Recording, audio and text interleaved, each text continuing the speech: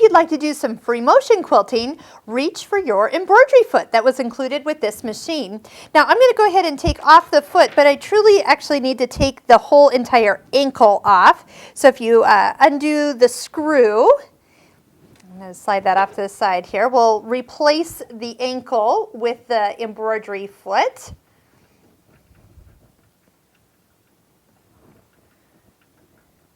It's a nice long screw. Yay. All right. And when this goes around the post, remember this arm here is going to go up and around the needle screw. So just kind of keep that in mind as that is kind of positioned, that is above that screw there.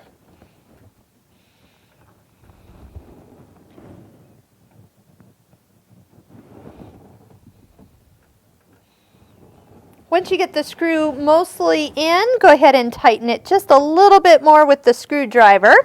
And as you'll see by when you turn that hand wheel, kind of everything kind of hops when that's all properly placed. The other thing for free motion quilting is we do lower the feed dogs or feed teeth. You're going to push this way really hard. So if it's still kind of stiff, you're going to have to kind of push with purpose back there. Great. Okay, so with free motion quilting, there is quite a few things to kind of think about. One thing you might like to do is actually slow the machine down, but because there is no teeth up to move our fabric, our hands are in charge of how fast the fabric's moving, which means how long the stitches get. So this does not matter at all. We're just on a straight stitch. The other thing you'll need to do is just make sure you lower the presser foot down. And traditionally you take a stitch, needle down, needle up, and bring up your bobbin thread. So if it's been cut from the last stitch, that might be a little short like it was there.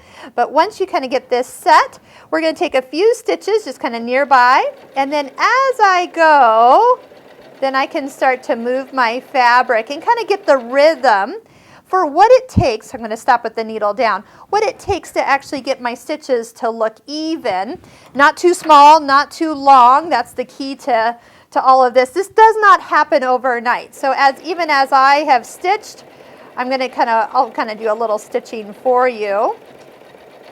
You can kind of see.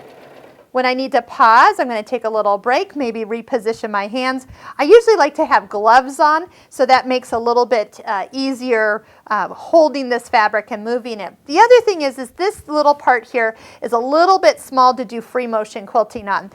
Do consider one of the tables that Husqvarna Viking has made for this machine, or better yet, a cabinet that you actually set the machine down into, and it's flush with the table, and then there's plenty of space to left and right to keep the fabric nice and even. But it is kind of fun to work with. This is a great way to quilt a quilt. I'm going to just stick with some little curly cues here. I've also, remember, I adjusted the speed when we started. So right now my presser foot is held all the way down. Here, we'll kind of connect that up. Woohoo! And so I can almost feel like I have a little cruise control going.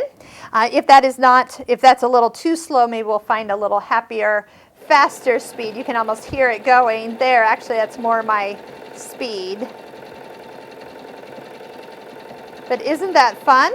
When you're done, just take a few extra stitches in place and then use your thread cutter, and then you can pull it right on out. You do want to find that and double check that as you look on the front, that you have good looking tension on the back. Sometimes I do need to tighten up the top tension here a little bit if for any reason you've got some stitches pulling to the back too much, or if you have a completely different thread back here, you want to kind of balance that out.